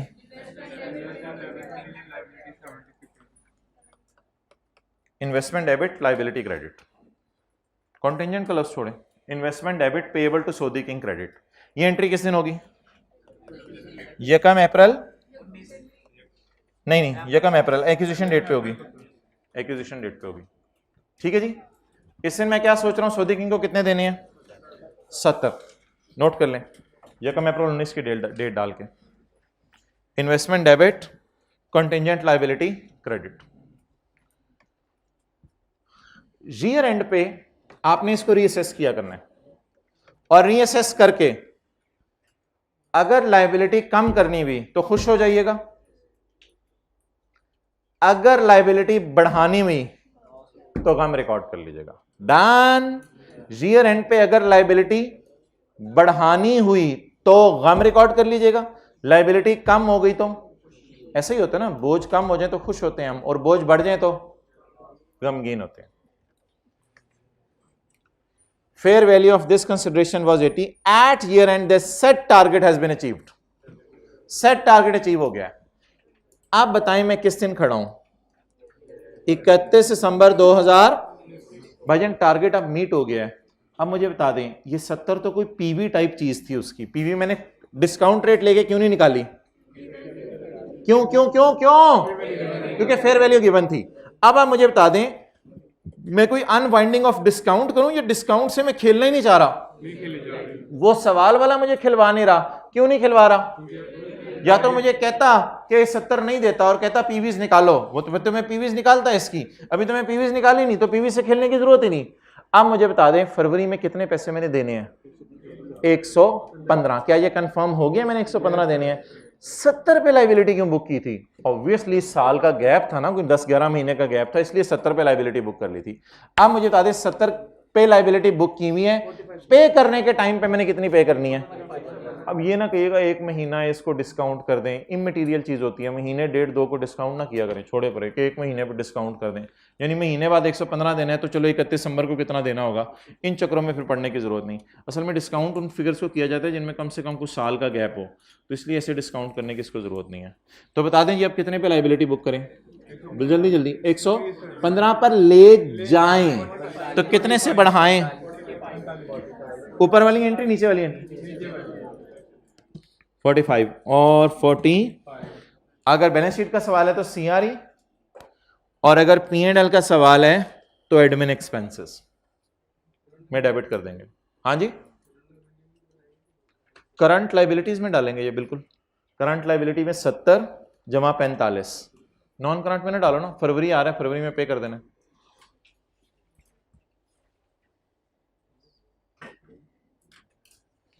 भाई वो सफे बांटो।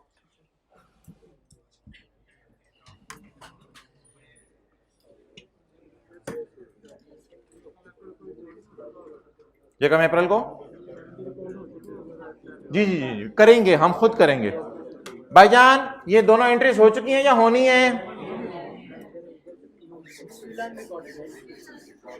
सारी अनरिकॉर्डेड। अच्छा यार, ये सारी तो डिस्कशन तब है जब अभी हमने सवाल किए हैं, लेकिन अभी आपने अगस्त में भी टाइम लगाना है, सितंबर में एक दिन पेपर से पहले भी देख के जाना है, तो ये सवाल हो जाया करेगा कुछ 70% पेपर में। बोलें P2S S2P मशीन की एक तो एडजस्टमेंट आ जाइए, एक दो इंपेयरमेंट लॉस की एडजस्टमेंट आ जाती है, एक तो कोई गुडविल का उसके आ जाता है, दूसरा कोई प्री वाली रिटेन अर्निंग निकालने की आपको आदत होगी है। ये जो सऊदी किंग को पेमेंट्स हैं, इसमें शायद ट्रांजैक्शन का कोई दूसरा एंगल आता है ना, उसमें हम परेशान हो जाते हैं। पहला पोर्शन 70 रुपए या इस किस्म की वो भी ठीक कर लेते हैं, तो इसलिए there is no need to get worried.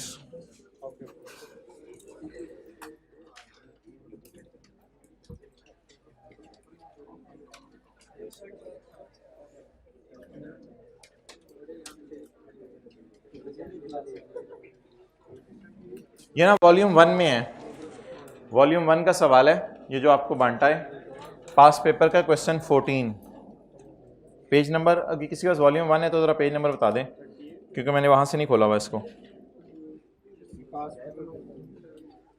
अच्छा,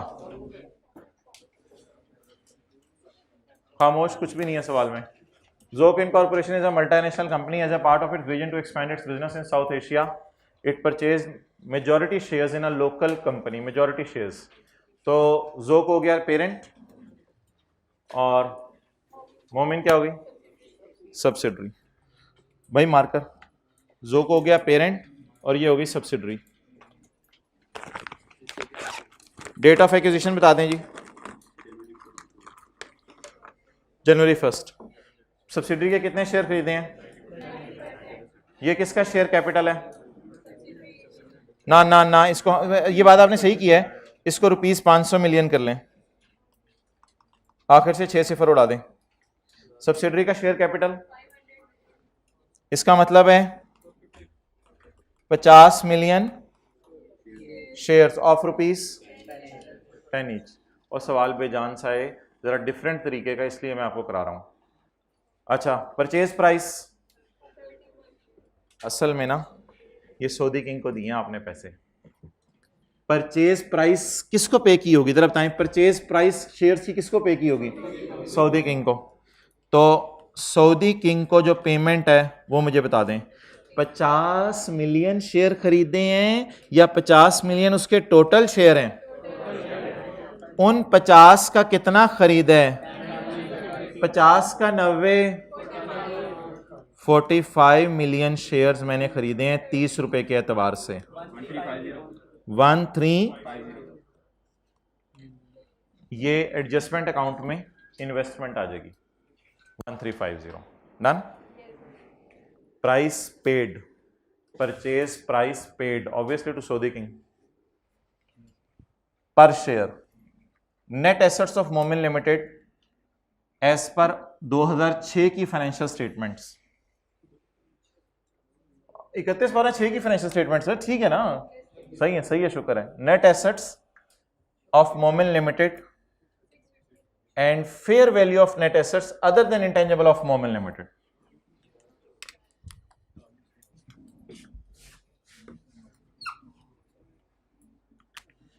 working 1, date of acquisition 1 January, share capital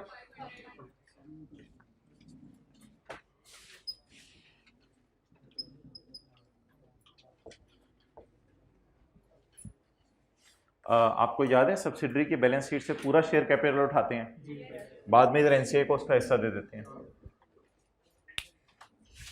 Saudi king को कितने पैसे दिए?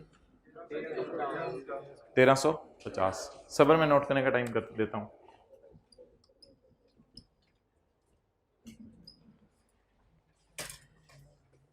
इन दोनों में से कौन सी उठा लूं यार? Net assets of Momin limited as eight 31/12/6 ही होगा ना, और fair value of net assets of Momin limited fair value उठाऊं या ये फिर क्या होगी? नहीं, इनका डिफरेंस नहीं, ये बुक वैल्यू होगी फिर नेट एसेट्स की, और ये क्या होगी? Fair value. मैंने आपको कहा था शेयर कैपिटल और रिटेन्ड अर्निंग को अगर जमा कर दें इससे कहते हैं book value of net assets, लेकिन अगर इसमें सरप्लस भी डाल दें तो इसे क्या कहते हैं?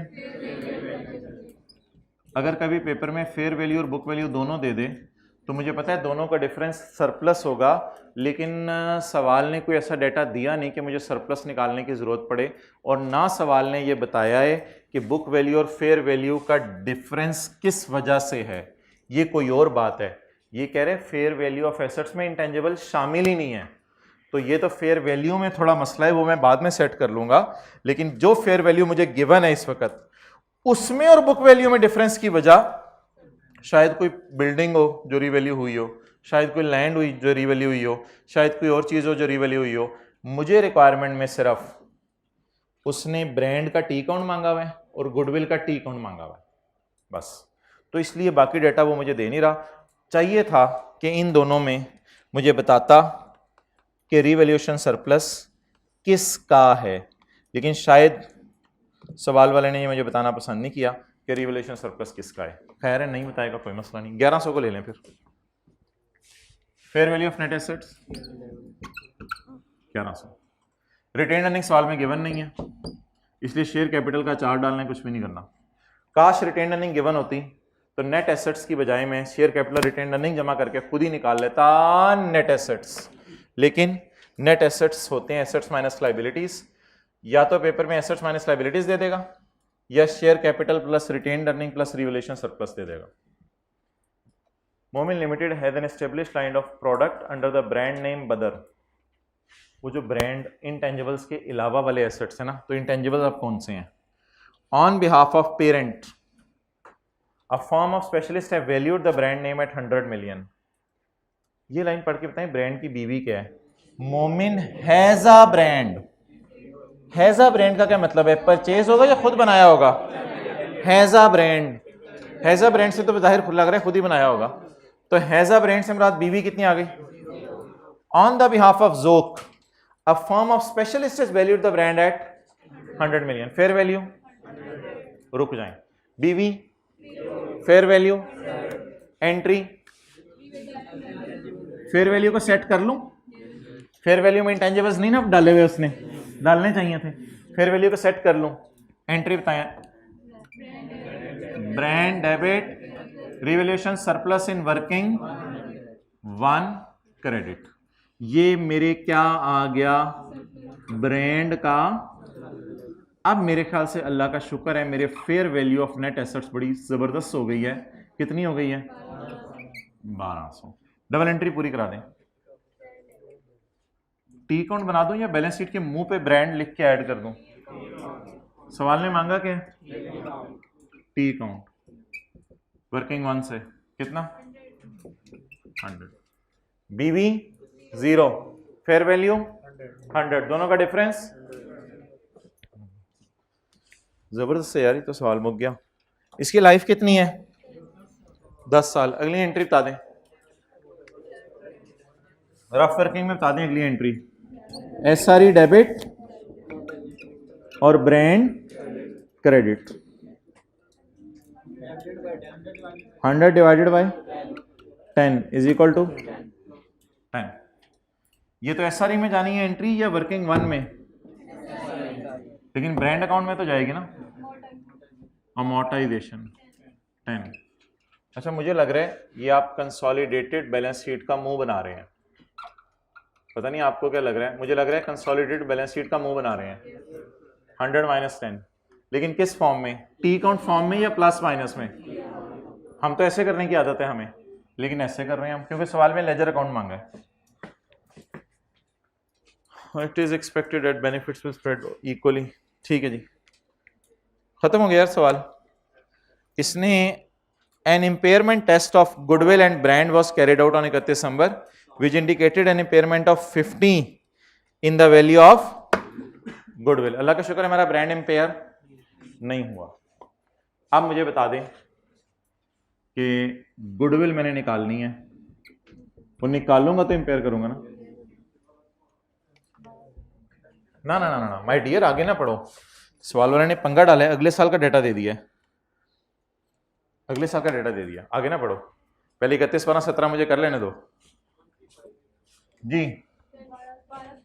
1200 का, अच्छा ये हो जाना था सवाल पेपर में आपसे, हो जाना था 1200 का, और ये वर्किंग 4 में चला जाएगा। चलें जी, गुडविल जी 30। कौन सा अकाउंट, लेजर अकाउंट खोल लें गुडविल का भी, पॉजिटिव आ रही है 270। चलें जी, एडजस्टमेंट अकाउंट से कितनी आ गई 270। अब बता दें जी, पहले साल मेरा ब्रांड इंपेयर नहीं हुआ, लेकिन पहले साल मेरी गुडविल इंपेयर कितनी 50, कैरी डाउन कैरी डाउन 90 जी, 90 बिल्कुल, 90 कहते हैं उसके अंग्रेज। इंपेयरमेंट टेस्ट कैरिड ऑन 31/12/8, 31/12/8 पे इंपेयरमेंट टेस्ट परफॉर्म करूं या पहले डेप्रिशिएट कर लूं? अमोर्टाइज कर लें, पहले अमोर्टाइज कर लें, अमोर्टाइज कर लें, अमोर्टाइज बीडी अमोर्टाइज करें, straight line method 10। Impairment test carried out on 31/12/18 indicated a decrease in 13.5 in the carrying value of. Impairment loss दी है या रिकवरेबल अमाउंट दी है? इंपेयरमेंट लॉस दी है, इंपेयरमेंट लॉस दी है, कितना इंपेयरमेंट? अगले साल की है ना ये, इसका ब्रॉड डाउन और कैरी डाउन 220, उसका कैरी डाउन 66.5।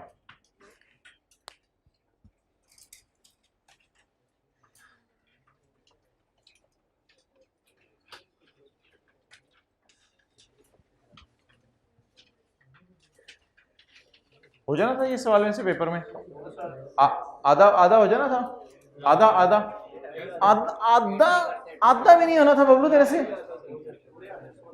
16 आ जाने थे। 16 मार्क्स तो गलत है, पता नहीं किस जमाने का ये सवाल है। अब इस तरह के सवाल तो पूरा कंसोलिडेशन का आता है 16 नंबर का, पता नहीं कहते हैं पहले सी आसान। अच्छा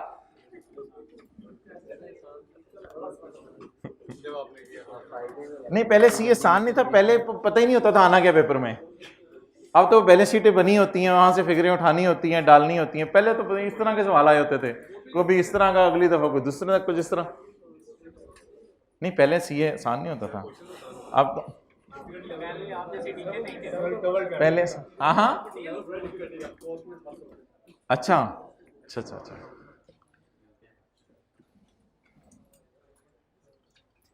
चलिए आपका एक इम्तिहान है आज,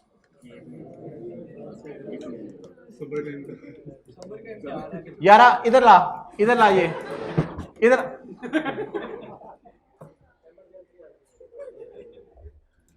कंपनी लॉ पढ़ा हुआ, चलें आज कंपनी लॉ की कुछ चीजें पूछने लगा। वो रिकॉर्डिंग ऑन रखी, कंपनी लॉ की कुछ चीजें पूछने लगा हूं। कंपनी पब्लिक होती है, पब्लिक होती है, पब्लिक इसमें लिस्टेड भी होती हैं, अनलिस्टेड भी होती हैं। ना ना ना, इधर देखें, किताबें बंद नहीं करनी। लिस्टेड भी होती हैं और कंपनी प्राइवेट भी होती है, और कंपनी फॉरेन कंपनी भी होती है, और कंपनी नॉन प्रॉफिट ऑर्गेनाइजेशन भी होती है, कंपनी नॉन प्रॉफिट ऑर्गेनाइजेशन भी होती हैं। अच्छा, एमसीक्यू का एक सवाल आता है। हमने सुना यह है कि जब बंदा इबादत कर करके थक जाए तो 2-4-6 मिनट और ज़रा नफल पढ़ ले तो सवाब ज़्यादा मिलता है। बहरहाल वो बात तो अलग है। मैं ये कह रहा हूँ कि आपका अगर मैं टेम्परामेंट आज टेस्ट करूँ लोड डाल के, तो एक आसान सा कॉन्सेप्ट है, छोटा सा, फाइनल अकाउंट में देना है भाईजान। अगस्त में दे दूं या अभी दे दूं? अभी दे दें। ये पता है, ये पता है बात, ये बात पता है? अच्छा, ये बात आपको पता है? वो इधर सवाल की तस्वीर आप खींच लीजिएगा, कोई मसला नहीं। इधर आके सवाल की तस्वीर खींच लीजिएगा, इधर अपने दोस्तों के साथ आ जाइएगा, बैठे रहिएगा असर तक। अच्छा यार, कितने अच्छे बच्चे हैं आप, अल्लाह आपका भला करे। ईद की 5 छुट्टियां ना आनी होती ना तो मैं आपको सिर्फ सैटरडे को बुलाया करता। अच्छा, तो ये मेरे सोने का टाइम होता है। देखें, आपके लिए मैंने, आपके लिए नींद कुर्बान किया जब, अपनी आपका फ्यूचर बन जाए, आपका फ्यूचर बन जाए। अच्छा,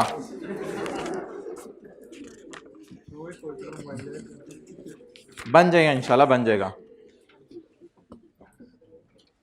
अच्छा जी, पब्लिक लिस्टेड कंपनी में कोई लार्ज कंपनी नहीं होती। पब्लिक लिस्टेड कंपनी में कोई लार्ज कंपनी नहीं होती।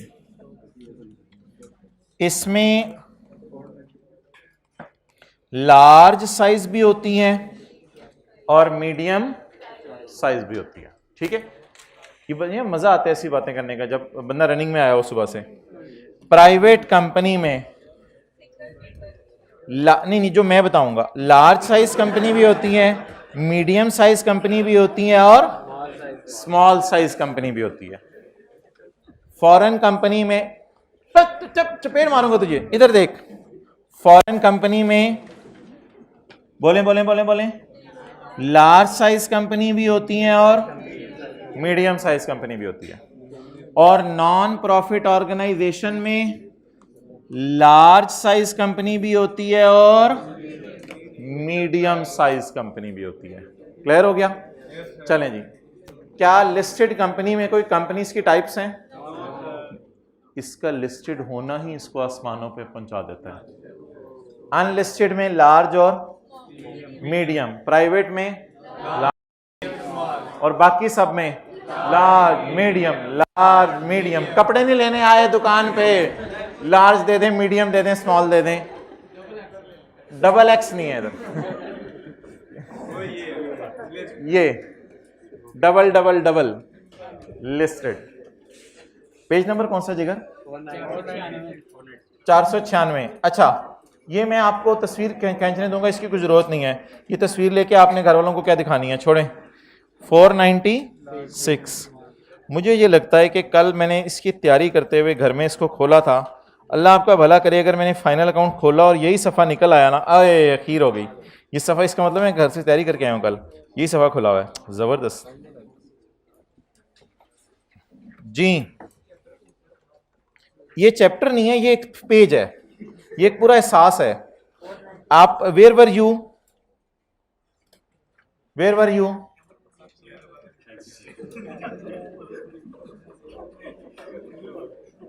why are you शर्माइंग, why are you not बताइंग?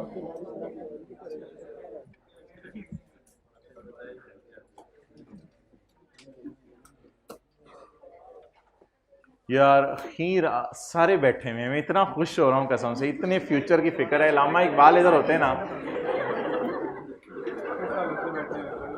Public unlisted, public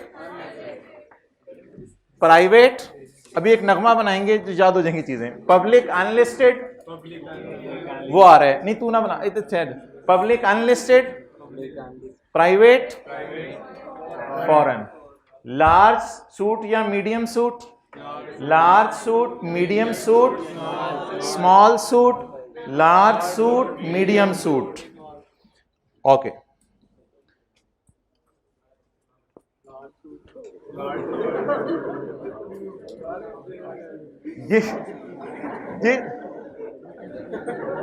जिस कंपनी का कैपिटल, जिस कंपनी का 200 या उससे ज्यादा हो, सेल 1000 मिलियन या उससे, साथ वाले बबलू को देख लें, उससे 1 बिलियन नहीं पता क्या होता है। 1 बिलियन होता है 1000 मिलियन। क्या होता है 1 बिलियन? जिसका सेल 1000 मिलियन या उससे ज्यादा, और जिसके 750 एम्प्लॉइज, वो बंदे रखे ने, तुसी जिन रखे ने 750 से, ये कंपनी क्या है? बड़ी कंपनी। ट्राई करें, बड़ी कंपनी। ओ भाईजान, तीनों में से एक चीज भी ज्यादा हो, बेशक ये वाली चीज ज्यादा हो, अगर एम्प्लॉय भी ज्यादा हो गए, कितने? 750 फुट से ज्यादा, नंबर 750 से ज्यादा, तो ये कंपनी क्या बन जाएगी? लेकिन अगर कोई कंपनी है जिसकी सेल 200 से कम है, हाँ, जिसकी सॉरी से कैपिटल 200 से कम है, या सेल 1000 मिलियन से कम, अगर 600 एम्प्लॉयज है, हाँ, छोटी कंपनी 600 एम्प्लॉयज तो नहीं, मीडियम। जो जिसके 600 एम्प्लॉयज हैं, क्या कहने कंपनी को? आपके दोस्त ने कहा यार मेरा लेवल है, मेरी 600 एम्प्लॉयज है मेरे पास, मीडियम कंपनी। ठीक है, बिस्ती नहीं करते इस तरह, करवाते हैं बस। अच्छा, फॉरेन कंपनी, तो मजा आ रहा है, किसी का उठने को दिल नहीं चाह रहा, दिल की बात पूछें तो मेरे।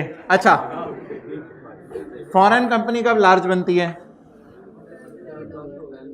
जब सेल 1000 मिलियन से, एम्प्लॉयज नहीं, आसमानों में काम करे, एम्प्लॉयज की बेस पर डिसीजन नहीं लेना, कैपिटल भी नहीं पूछना इससे, इससे सिर्फ क्या पूछनी है? सेल। इसमें क्या ज्यादा हो? लेस हो। क्या? सेल किससे? 1000 से कम हो, 1000 से कम हो, तो क्या बन जाएगी? Medium size company. ये जो प्राइवेट कंपनी है ना, ये भी बड़ी हो सकती है। मिसाल के तौर पे आपने दोस्त के साथ मिलके प्राइवेट कंपनी खोली, तो 800 बकरियां ले, 800 एम्प्लॉयज को आपने नौकरी दे दी एकदम ही, 800 एम्प्लॉय, और शीद मन्ने चल आ जा। ये वाला वही है, इसको लक्ष्य तो नहीं याद करेंगे, 200 से ज्यादा, 1000 से ज्यादा, 150 से ज्यादा, यही वाला फिर इधर भी चल जाएगा। चलेगा, भागेगा, दौड़ेगा? अच्छा, आगे चलें। मीडियम साइज्ड, ये जरा देखना है आपने, 10 से 200 और ये 10 से कम,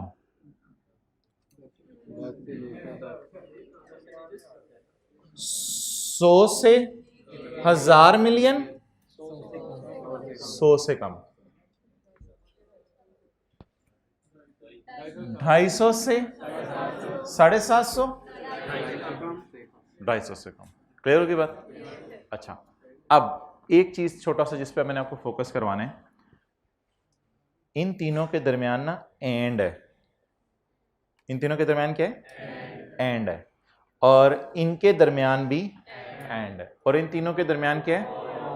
और। इसको ऐसे नहीं समझ आएगा, मैं एक मिसाल देता हूं, एक कंपनी है जिसकी, एक मिनट, सिर्फ प्राइवेट कंपनी की बात कर रहा हूं, capital 300 million,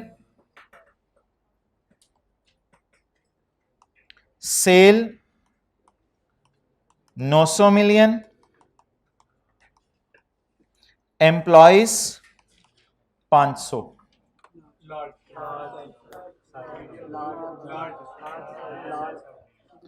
capital 300, sale 900, employees 500। और का मतलब क्या है? तीनों में से एक भी ज्यादा हो जाए। तो बता दें इधर क्या है, 200, तो ये 300 इससे ज्यादा है। 1000 मिलियन है या 1 बिलियन है? एक ही बात है। 1000 मिलियन एक ही बात है। 1000 मिलियन या 1 बिलियन, लिख लें ब्रैकेट में, 1000 मिलियन होता है ये। 1 बिलियन किसके बराबर होता है? 1000 मिलियन के। तो 1000 मिलियन, ये तो कम है भाईजान, 900 और 500। तो फिर क्या करें? और लिखा हुआ है ना, तो तीनों में से एक चीज भी ज्यादा है यार। कैपिटल ही आसमानों पे पहुंचा हुआ है, तो इसको क्या बना दें फौरन? अब मैं थोड़ा सा डेटा बदलने लगा हूं।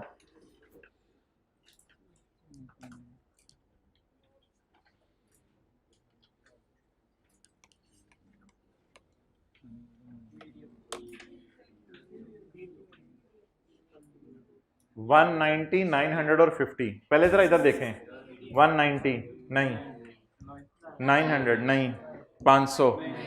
तो तीनों में से कोई एक चीज भी ज्यादा नहीं है। इधर आ जाए, 10 से 200, तीनों का जवाब यस आना चाहिए। तीनों का जवाब यस आना चाहिए। एंड लिखा हुआ है। 100 से 1000,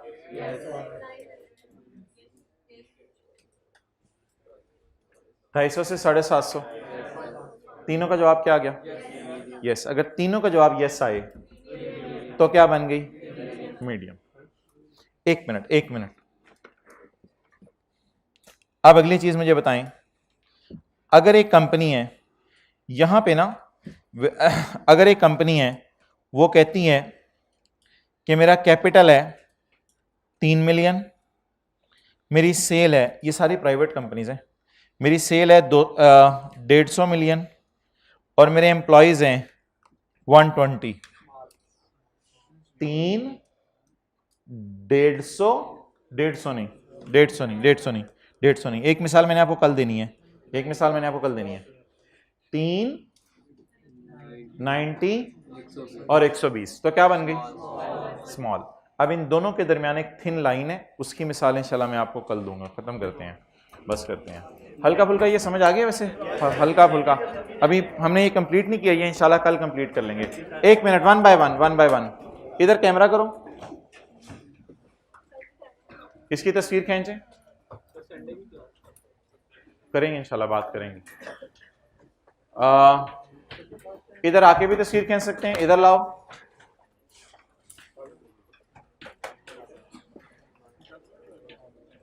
वो किधर गई है जो मैंने बनाई थी डायग्राम? बैठो यार एक मिनट, ये तस्वीर खींचने दो इनको।